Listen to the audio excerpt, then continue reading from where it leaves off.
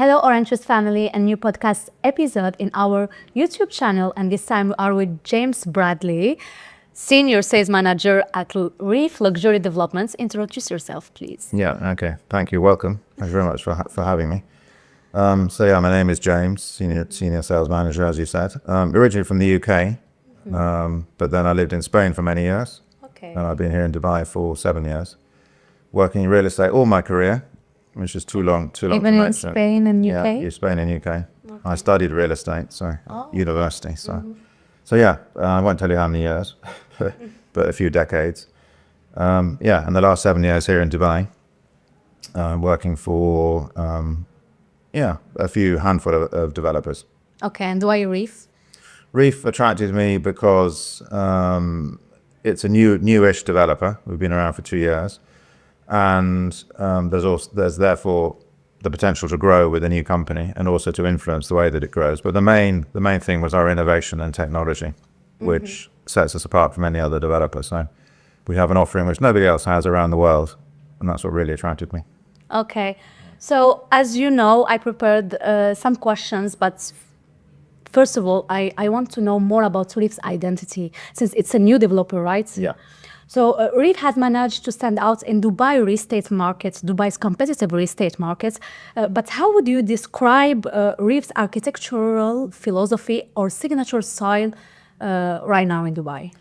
Okay, I think to answer that, I need to step back a little bit and look at, the way that Reef was actually created or born, if you like, because the two founders, they've always been driven by technology and luxury real estate. So they got together, they met each other, and they decided they wanted to set up a new property developer. But, the first question they asked themselves was, does the world need another developer? And I think 98% of people would probably say no. There's so many hundreds of thousands of developers around the world. So they, on the back of that kind of an obvious answer, they said, if the answer is yes, then what can we do to add value? Okay, we want to be different. So if you're going to add value, there has to be an issue and an issue that you can solve so that you're unique. So they set about studying the market, and in Dubai they realized that for 8 to 9 months of the year, all the outdoor spaces here go unused, as we all know. Yeah. So that's the bigger issue is obviously the hot and humid climate within the Gulf region. Our biggest issue in Dubai. Exactly. So that was the background, and they said, okay, if we're going to come up with a solution for this issue, what is that solution? So obviously the obvious solution is to cool down those outdoor areas. Having said that, that's obviously not an easy task, because if it was, we'd have everybody sitting out in Dubai having coffee on Shadeside Road in the summer. Global Village wouldn't have to shut for 6 months of the year, et cetera, et cetera. So most of all the outdoor activities here in Dubai. Exactly. So, not an easy solution. And therefore, to come up with that solution, they put together a team of research and developers and scientists, and they meticulously studied the market for a number of years, 5 years. And then we came up with our globally patented climatized outdoor cooling system for sunken balconies, winter gardens, and other amenities. So this is patented throughout the world for 25 years, renewable. So basically it's a lifelong patent. No other developer anywhere in the world can use it. And that's what really sets us apart. So, but that it's about innovation and eco-friendly concepts. yes. But regarding architectural signature.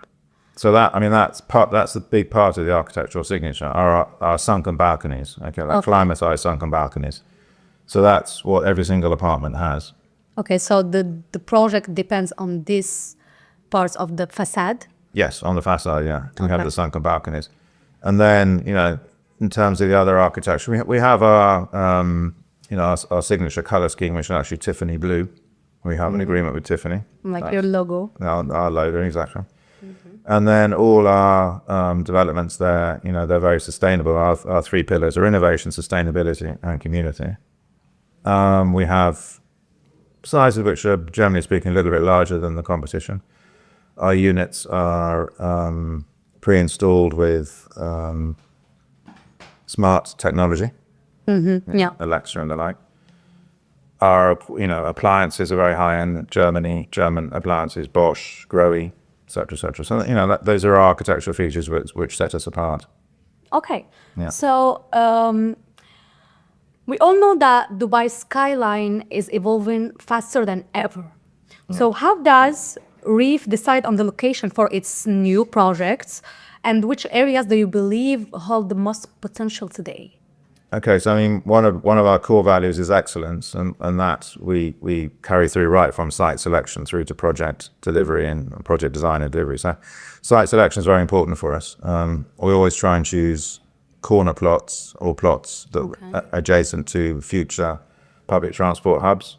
But your building or your projects in general are not too high. Why? Yeah, it depends. We want to offer different things. So our first project is, fairly low rise in DLRC. The third project, also in DLRC, is much higher, 20 stories. Okay. In our Forjan, it's low rise as well at 12 stories. So we have a kind of mixture. Dubai Islands is only 8 grand plus 8, 2 per. So you're talking Very. you're saying Al Furjan, Dubai Islands. It's the future of Dubai, actually. Yes, I think that all these areas, DLRC, Al Furjan, Dubai Islands, Production City, Yeah. Sports City, Motor City, these are all the sort of big growth areas. Okay, great. So now we will talk about the main concepts of Reef, which is innovation and sustainability. How does Reef integrate technology and eco-friendly concepts in its projects? Okay, so innovation I briefly talked about, which is our climatized sunken balconies and winter gardens. You are the first developer who did that in UAE or in the world. In the world. Oh, Yeah, perfect. we're the only as well, because no one else can do it as it's patented globally. So that's in terms of innovation. I can talk you through how it works, and that takes a bit of time. It's quite a complicated system. But in terms of the eco-friendly bit, we also built into the design that it's very, very energy efficient. It uses less than 50% of the energy consumption that you would use inside the apartment. So again, it's one of our core values is sustainability. So we, apart from the energy efficiency with these climatized outdoor areas, we have, we build the actual Not only balconies, but even the gardens. the winter garden, exactly, which are in the bigger units. So we have. Are you sure that it's eco-friendly? Yes. Yeah. Part of the study, that was carried out, had to coincide with one of our core values, which is sustainability. So we're very much in line with the Dubai 2030 vision. And, we hand over, we leave like 15 to 20% of all our floor space to green areas. Okay. We have water recirculation. We build the sunken balconies not out of cement, which is very environmentally contaminant. And even beautiful aesthetically. Yes. Yeah. Much more beautiful. We have to build them out of steel, which is much more environmentally friendly and can be recycled at the end of its useful life. The outdoor furniture is UV resistant. There are a number of sustainable elements that we're increasing all the time with each development that comes through. Perfect. So now let's talk buyers. What kind of buyers are most attracted by Reef's projects? And tell me, have you noticed any shifts in their expectation or in their nationality recently? Okay. In terms of the buyers that we attract, it's really a mixture of end users and investors, because both can see the benefits. We talked about the innovation, which means that you can use your outdoor areas 365 days a year. So as you know, if you buy a property in Dubai, any other property, like the most of Dubai's clients, they are first tourists, then investors, then end users. Yeah. Or they end up, being both if they got the money, end users and investors. But yes, when you're buying a property in Dubai, you're paying 100% for your unit, but you're using 80% of it. Yeah. At least for 8 or 9 months of the year. But with Reef, you buy 100%, you use 100%. So therefore, as an investor, you're going to get a higher rate of higher return on your investment, because you can rent out our units, higher rent than the competition, because you've got this bigger usable space.